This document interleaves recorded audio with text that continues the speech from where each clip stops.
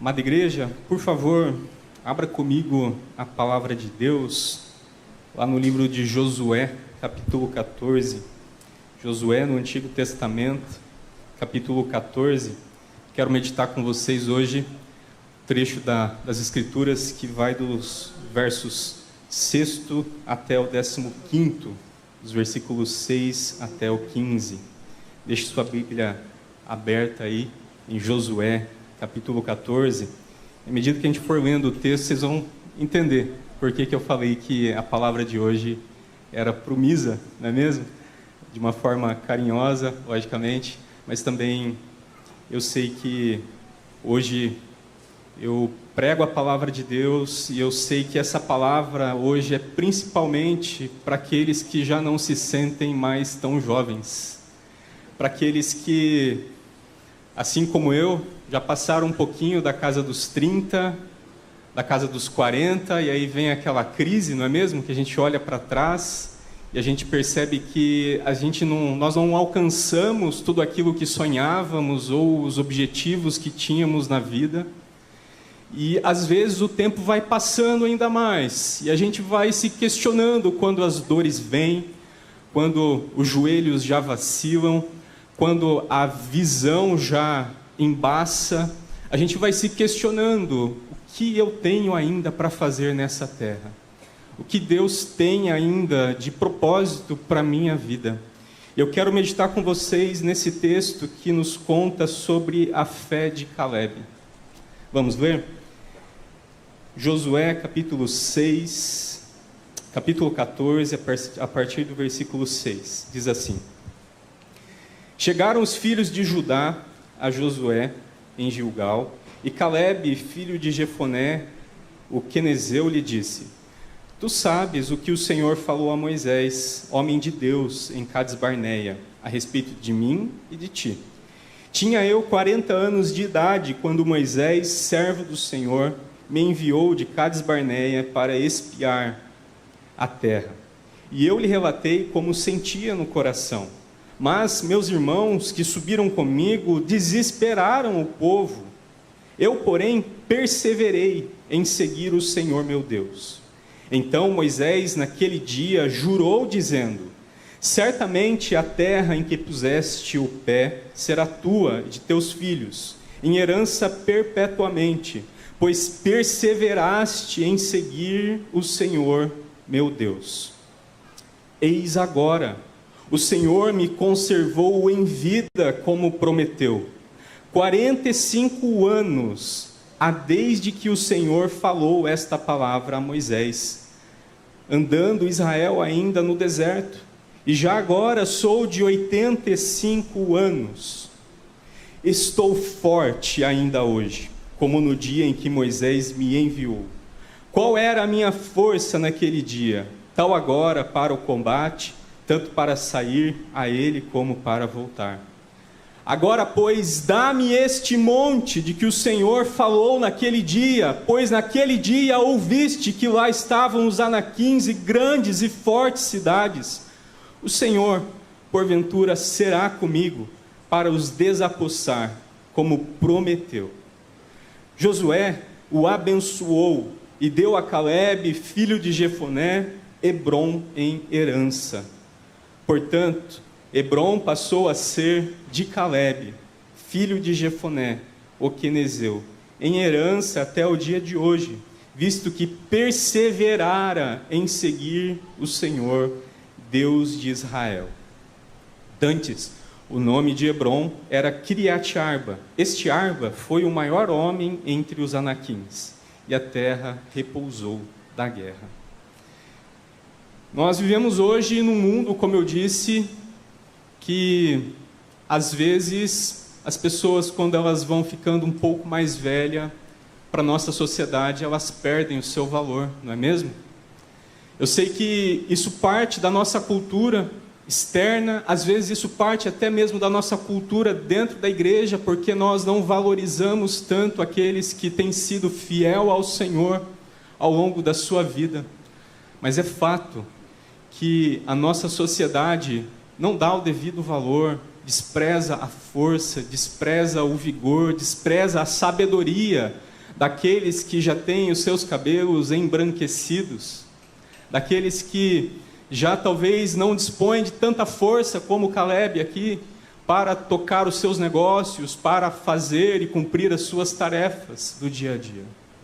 Mas é verdade que esse texto nos ensina, e eu quero explorar com vocês hoje, o capítulo 14 dessa história, e lembrar a vocês que Caleb foi um dos 2 espias que voltaram da terra prometida de Canaã ao serem enviados por Moisés e que deram um parecer positivo, embora muitas adversidades eles tivessem visto lá, como por exemplo aqui os gigantes que viviam naquelas regiões montanhosas.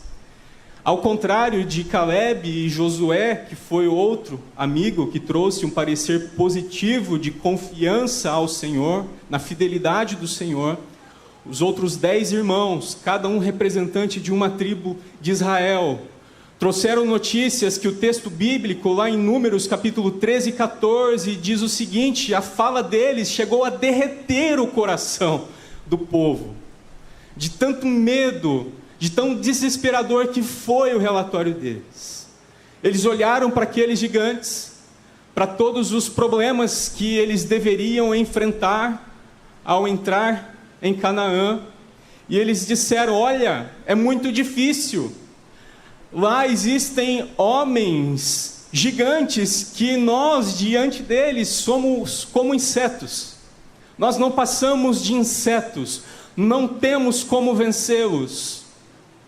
As cidades fortificadas, nós não temos como entrar. E aí então a ira do Senhor se acendeu sobre o povo, e Deus disse, jurou, prometeu que somente duas pessoas daquela geração que saíra do Egito entrariam na terra prometida. Eis aqui esses 2 amigos, esses 2 companheiros, Josué e Caleb, os 2 que saíram do Egito quando o Senhor tirou o seu povo com mão poderosa, 40 anos pelo deserto, somente eles entraram na terra prometida. E você sabe que Josué foi o sucessor de Moisés, quem Deus escolheu para chefiar, liderar o povo de Deus rumo à conquista da terra. A terra que o Senhor prometeu em aliança aos seus pais, a terra que o Senhor jurou pelo seu próprio nome em fidelidade, dar a eles descanso. Então eles entram nessa terra e começam a conquistar, e até o capítulo 11, eles conquistam grande parte dessa terra. E agora, a partir do capítulo 13, começam a ser feitas as divisões de terra entre as tribos. As terras de Canaã, a terra de Canaã, aliás, é dividida entre as 12 tribos. Começa a ser dividida. E então, aqui, no capítulo 14, quando a tribo de Judá e o seu representante Caleb aparece diante de Josué, quando então está para ser dividida ali a terra, as possessões de Judá, Caleb se lembra, Caleb olha para trás, e ele se lembra da promessa de Deus para a sua vida. Quão bom, né, gente? A gente olhar lá atrás, assim como Caleb, e se lembrar daquilo que Deus prometeu para a gente, daquilo que o Senhor falou, e falou exclusivamente ao meu e ao seu coração, que Ele faria. Quão bom e quão incrível isso! É o tempo passar, anos, décadas, e isso ainda estar vivo diante de nós, isso ainda estar queimando em nosso coração as promessas de Deus para nossas vidas. Caleb, agora ele lembra que há 45 anos atrás, quando tudo isso havia acontecido, quando ele havia voltado com um relatório positivo, ele lembra que o Senhor prometeu dar a ele e a sua posteridade aquela região montanhosa. E aqui é para ser travada uma das batalhas mais épicas das Escrituras. A batalha entre um povo de Deus ali, que não eram capazes militarmente, treinados militarmente, nem tão fortes assim, mas que já haviam aprendido alguma coisa sobre guerra, contra os gigantes, contra povos, homens que ali eram gigantes muito poderosos. E esse é o desfecho, porque foi diante desses gigantes que os outros 10 temeram e deram um relatório negativo ao povo de Deus. Mas aqui nós vemos Josué, aliás, nós vemos Caleb se lembrando da palavra do Senhor, que sim, é esse monte cheio de gigantes que o Senhor prometera dar a ele. E o texto repete aqui 3 vezes, dos versículos 6 até o 15º, que Caleb foi um homem que perseverou em seguir ao Senhor. Nos versos 8, nos versos 9 e nos versos 14. Ele perseverou em seguir ao Senhor. Eu gosto muito da versão NVI que traz assim: Caleb foi inteiramente fiel ao Senhor nesses 85 anos. Caleb esteve com seu coração inteiramente disposto em servir ao Senhor. E o texto bíblico a gente procura, se você ler lá a história de Caleb, números 13 e 14, depois de Deuteronômio capítulo 1, depois aqui em Josué capítulo 14, você não vê um momento na vida de Caleb que ele desligou a chavinha, sabe? Que ele falou assim: tá difícil demais essa caminhada no deserto. Eu sou fiel ao Senhor, mas o povo que não é fiel, o povo que é desobediente, eles me fizeram caminhar 40 anos no deserto, vivendo, sabe, a penúria de um sol escaldante, de às vezes não ter água no momento que eu tinha sede, de às vezes não ter comida no momento que eu tinha fome.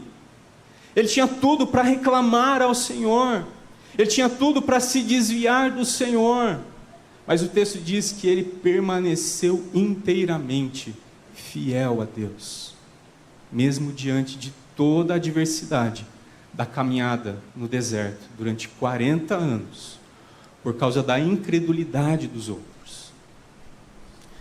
É lógico que Deus sustentou o seu povo no deserto. É lógico que Caleb também pôde ter a sua fé fortalecida, porque ele poderia ter visto de domingo a sexta, o maná caindo, logo pela manhã, e ele provando do sustento que vinha diretamente das mãos de Deus. Ele pôde ver Deus dando vitória contra os inimigos. Ele pôde ver Deus preservando as suas vestes e o seu sapato para que não se desgastassem durante a caminhada do deserto. É lógico que ele teve muito ao que experimentar da fidelidade do Senhor. E nessa manhã eu quero te convidar, você que está mais experiente, a abraçar ainda, continuar abraçando as promessas de Deus para a sua vida. Eu quero te convidar, você mais jovem, criança, adolescente aqui, a olhar para os mais velhos, a reconhecer neles, o caráter de Deus, a sabedoria que vem de Deus, a parar e a ouvir seus conselhos, a dar mais atenção, carinho, cuidado, porque eles têm muito a nos ensinar. E eu falo aqui porque eu também sou um desses que precisa de tudo isso. Eu preciso estar com gente mais experiente, mais velha, que já passou por lutas que eu ainda vou passar. Eu preciso experimentar dessa fé robusta que esses irmãos e irmãs têm a nos ensinar, você também. Quando nós olhamos para esse texto, novamente, nós vemos essa conversa entre Caleb e Josué, e logo após Caleb relembrar daquilo que o Senhor havia prometido a ele, ele diz no verso 10, algo que é muito importante para nós. Ele começa a perceber que a força que ele tem na sua vida é a força que vem do Senhor. No versículo 10 ele diz: gente, agora, o Senhor ainda me preservou em vida. Eu estou aqui respirando, porque o Senhor ainda tem sustentado a minha vida.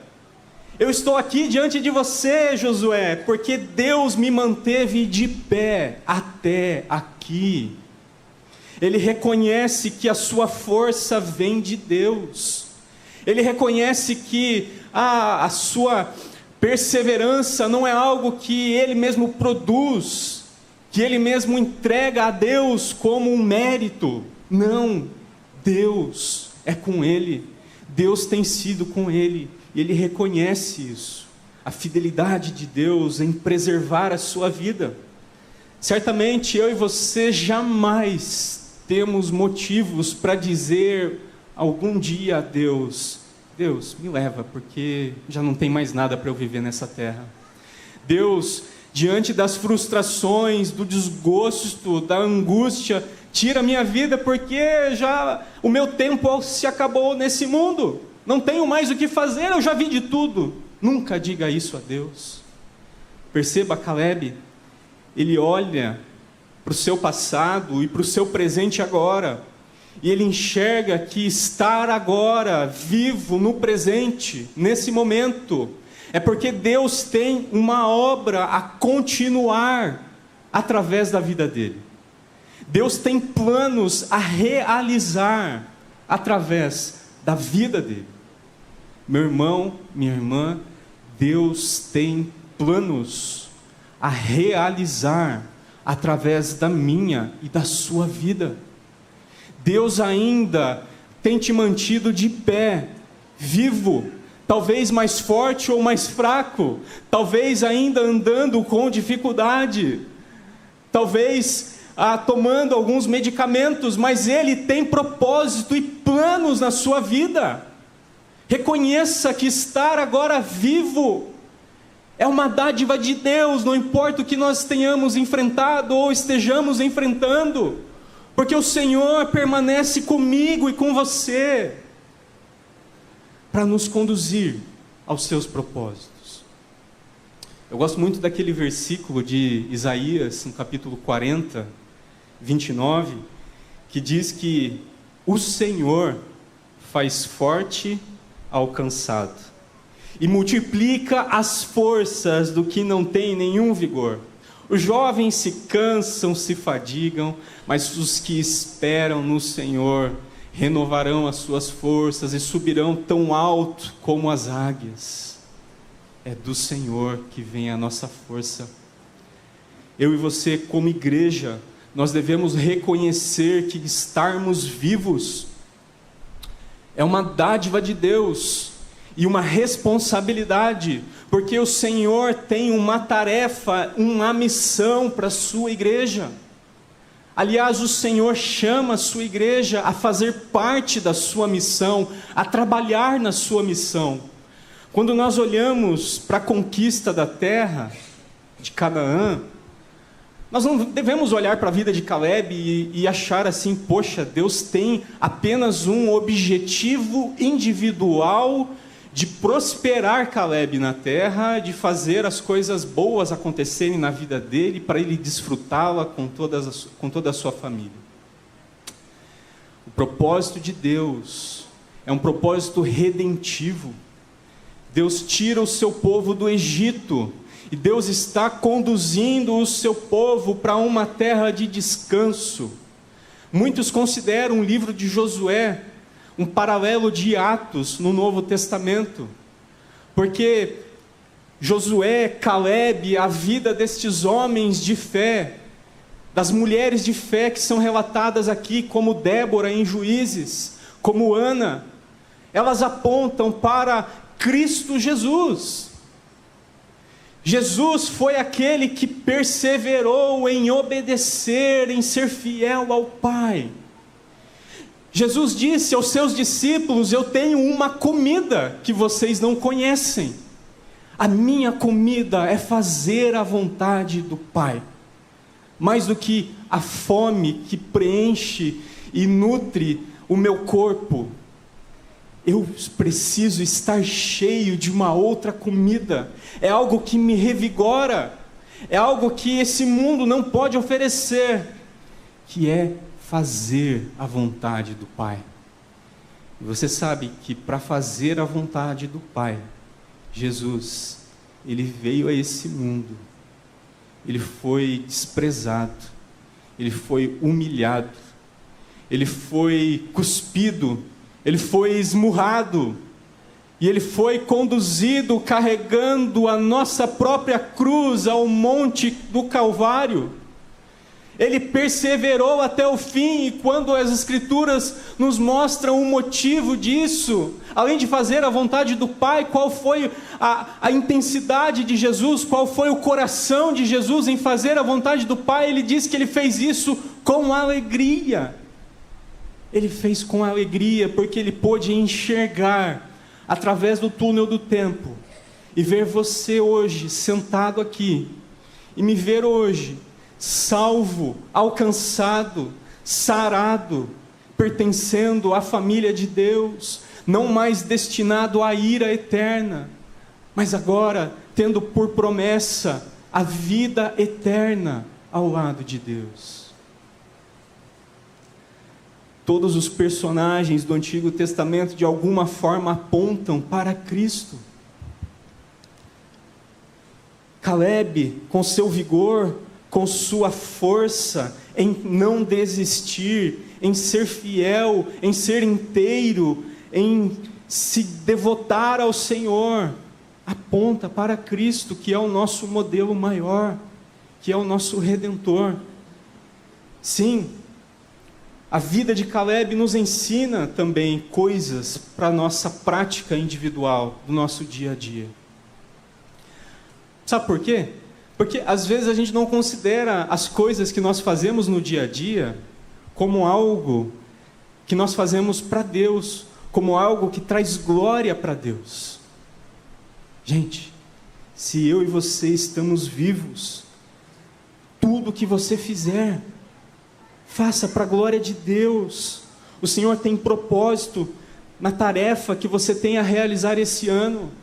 O Senhor tem propósito em que você se alegre esse ano na sua presença. O Senhor tem propósito que eu e você sejamos transformados cada dia mais à imagem e semelhança de Cristo Jesus, sendo santificados pelo Espírito Santo, que habita em nós, que é o selo da promessa de que nós vamos perseverar até o fim, assim como Caleb. Tem mais uma coisa que Caleb fala aqui, e quando eu li, me fez assim, sabe, ficar arrepiado, assim, os pelos do braço arrepiaram, assim, não sei se você já teve esse sentimento, essa emoção lendo as Escrituras.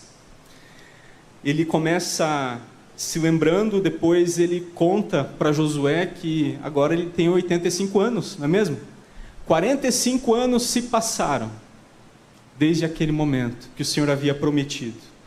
E no verso 11, leia comigo aí na sua Bíblia, ele diz a Josué: olha Josué, eu me sinto tão forte, como eu estava há 45 anos atrás. Quantos anos você tem, meu irmão, minha irmã? 85? Menos? Mais? Você se sente tão forte como aos anos áureos da sua juventude?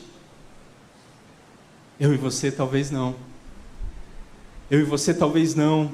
Talvez a gente não tenha focado no alvo, e talvez nós não tenhamos focado nesse alvo, que é experimentarmos da força que vem do Senhor. Mas essa força que vem do Senhor está hoje e agora disponível para mim e para você. O Senhor te fortalece nessa manhã. O Senhor faz com que eu e você possamos dizer: estou tão forte como eu era nos meus dias mais áureos, nos dias mais áureos da minha juventude. Eu tenho até dores espalhadas pelo corpo, né? O pessoal diz, né, que passou dos 30, já começa, né? Tudo é dor. Subir escada, subir rampa, você já sobe uma rampa aqui, vem do banheiro com pressa para chegar no culto, depois que você desceu, né, para beber uma água, você sobe aqui, você chega já cansado. Você vai limpar a casa, né? Você limpa o banheiro e você olha assim e fala assim: "Oh, Senhor, já fiz muito hoje." O resto eu vou fazendo por prestação durante a semana que vem. Às vezes eu e você já não temos tanto poder intelectual de compreender as coisas. O pregador de Eclesiastes, ele diz, né, no capítulo 12, que tudo é enfado, né, com o passar da idade. E lá ele começa a descrever o que é a velhice. Os dentes, os moedores da boca vão caindo, a gente vai ficando banguela, a vista vai escurecendo. Às vezes, matar um inseto já parece algo tão pesado que a gente não consegue realizar. Mas ele exorta naquele livro que em todo momento se lembre do teu Criador. Em todo momento, se volte para aquele que te fez, para aquele que continua sustentando a sua vida, e louve a Ele. E que, se possível, comece a fazer isso nos dias da tua mocidade, para que quando você ficar mais velho, você se lembre que é o Senhor quem te faz forte, apesar das dores, apesar, né, das hérnias de disco, apesar dos graus de miopia, de catarata, apesar, enfim, de tudo que a idade vem nos trazendo. E isso é bom porque quando a gente sente essas dores, a gente deveria se lembrar que tudo isso é consequência do pecado, da queda no Jardim do Éden, não é mesmo? Que Deus planejou esse mundo para que nada disso existisse. Se existe, é culpa minha e sua. Então não reclame com Deus, reclame consigo mesmo, porque todos nós pecamos em Adão e colhemos dessa consequência. Mas Caleb diz: estou ainda tão forte como no dia em que Moisés me enviou. Qual era a minha força naquele dia? Tal ainda é agora para o combate. E após isso, Josué o abençoa para a batalha. Josué o abençoa e declara Hebrom como herança a Caleb e a todos os seus descendentes. E o texto não nos conta os detalhes de como foi essa épica batalha entre Caleb, os seus, contra aqueles anaquins gigantes que viviam na região montanhosa. Tempo atrás eu li um dado arqueológico de que no século XII, mais uma vez, naquela região ali, acharam uma ossada feminina. E a mulher que foi achada ali datava mais ou menos dessa época que o texto aqui bíblico está nos trazendo. E era uma mulher que tinha mais ou menos 2,12 metros de altura. Você imagina então os homens que geralmente são mais altos, que tamanho deveriam ter? E o texto diz que Caleb, fortalecido na força que vem do Senhor, ele batalhou e ele venceu e ele expulsou dali todos aqueles povos que o Senhor já tinha desapossado daquela terra. E ali o Senhor deu a ele e toda a sua descendência o monte Hebrom, a terra de Hebrom. E ali o Senhor fez que todo o povo de Israel também repousasse da guerra. Nessa manhã, eu e você possamos olhar para Caleb, que eu e você possamos olhar para os homens, mulheres de fé do passado, como por exemplo Policarpo de Esmirna, primeiro ou segundo século da igreja. Esse homem tem um testemunho maravilhoso, que aos 86 anos, quando ele ali exercia o seu ministério em Esmirna como bispo, e ele foi perseguido pelo Império Romano, e ele foi colocado numa posição onde a sua vida estava em risco. onde ele deveria renunciar o seu Senhor, ele deveria negar o nome de Cristo. A história diz que aquele homem, sendo jogado à fogueira para ser queimado, ele foi capaz de dizer o seguinte: 86 anos o servi, e ele não me fez mal. Como então posso blasfemar contra meu rei que me salvou? Que eu e você possamos colocar nesse ano os nossos olhos em Cristo, aquele que nos fortalece. Que eu e você nesse ano possamos reconhecer as pessoas aqui dentro da nossa comunidade, que tem sido exemplo de fé, como a dona Ivone, não é mesmo?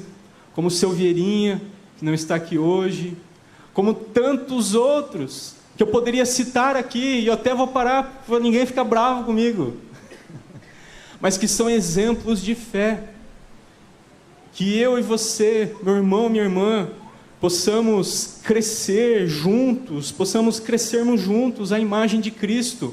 O Novo Testamento, ele ensina, Paulo diz a Tito, na carta pastoral dele, que as mulheres mais idosas deveriam ensinar as mais novas, que os homens mais velhos deveriam ensinar os mais novos. Essa é a dinâmica da igreja de Cristo, que nós possamos aprender com os mais velhos, que nós possamos valorizar a experiência deles, a sabedoria, que nós possamos valorizar, obrigado meu irmão, o exemplo de fé deles, o legado que eles têm deixado, que eu e você, jovem, adolescente, criança, possamos trilhar os mesmos passos de fé que os nossos pais, que os nossos avós, que os nossos tios, e assim o nome do Senhor seja glorificado na sua igreja. Amém? Vamos orar? Feche o seu olho, curve a sua cabeça se você puder. Lembre de pessoas queridas que foram referência e são referência de fé, de seguidores de Cristo na sua vida. Agradeça a eles nesse momento, agradeça a Deus pela vida deles. Certamente eu e você temos pessoas que estão em nossa vida ou que passaram pelas nossas vidas, que foram exemplos de fé, que nos deram conselhos importantíssimos, que nos ajudaram a enxergar a luz no fim do túnel, quando já não mais conseguimos fazer sozinhos. Todos nós tivemos pessoas, homens e mulheres de Deus, que o Senhor colocou e tem colocado para caminhar conosco. Agradeça a Deus por eles. Você que é filho, agradeça pela vida do seu pai e da sua mãe. Agradeça porque mesmo imperfeito e imperfeita como eles são, eles têm sabedoria divina, a sabedoria que vem do alto. De alguma forma eles foram colocados em nossas vidas para nos transmitir a palavra de Deus, nos ensinar a respeito de Cristo Jesus. Valorize isso, valorize os momentos em família, valorize as pessoas que Deus colocou na sua vida, valorize aqueles que são mais experimentados, que o Senhor tem dado de presente para ser nossas companhias. Valorize, queira ser como essas pessoas, imitar o exemplo positivo delas, para que o nome de Deus seja engrandecido. Que o Senhor nos mantenha cada dia mais fiéis, que o Senhor nos sustente em perseverança, para que possamos cumprir o seu propósito nessa terra. Ó Deus querido, ó Pai, a Tua palavra diz que não cai uma folha da árvore que não seja a Tua vontade, que todos os fios de cabelo da nossa cabeça estão contados. A Tua palavra diz que o Senhor tem todos os nossos dias em Tuas mãos, já decretados. O Senhor sabe desde o dia que nós iríamos nascer até o dia em que estaremos contigo para toda a eternidade. Ó Pai, eu te peço que nessa manhã o Senhor possa nos fortalecer, Pai, para dizer como Caleb: eu me sinto tão forte, eu me sinto tão forte, que eu posso continuar, ó Pai, que eu posso e quero, ó Pai, estar vivendo os teus planos, as tuas promessas, que ainda não foram cumpridas em minha vida. Ó Pai, que eu quero me colocar à disposição para te servir integralmente, ó Pai, com o meu coração. Ó Pai, que eu quero consagrar a minha vida que a Ti pertence, para estar a serviço do Teu reino. Ó Pai, o meu coração, ele é inteiro Teu, ou ele é todo Teu, ou ele não Te pertence de maneira nenhuma. Ó Deus, nos conduz de forma a conquistarmos o mundo para Cristo, a pregarmos o Teu Evangelho, e o Teu Evangelho alcançar e destronar Satanás, ó Pai das vidas, que o Senhor tem separado para Ti. Ó Pai, nos ajuda quanto igreja a cumprirmos a Tua missão nessa terra. Ó Pai, a apresentarmos às pessoas não uma terra, não um local, não uma casa para terem descanso, mas Cristo Jesus, aquele que nos perdoa dos nossos pecados, aquele que intercede por nós junto ao Pai, aquele que é o nosso alvo, como o apóstolo Paulo disse na carta aos Filipenses, que para trás ele deixava todas as coisas e caminhava para o alvo, para alcançar o prêmio da soberana vocação, que é Cristo Jesus. Nos conduz, Pai, nos dá um ano abençoado, um ano, ó Pai, cheio de propósitos, cheios de esperança. Renova, Senhor, a nossa esperança, o nosso coração em Cristo Jesus. É o que oramos nesta manhã, em nome de Jesus. Amém.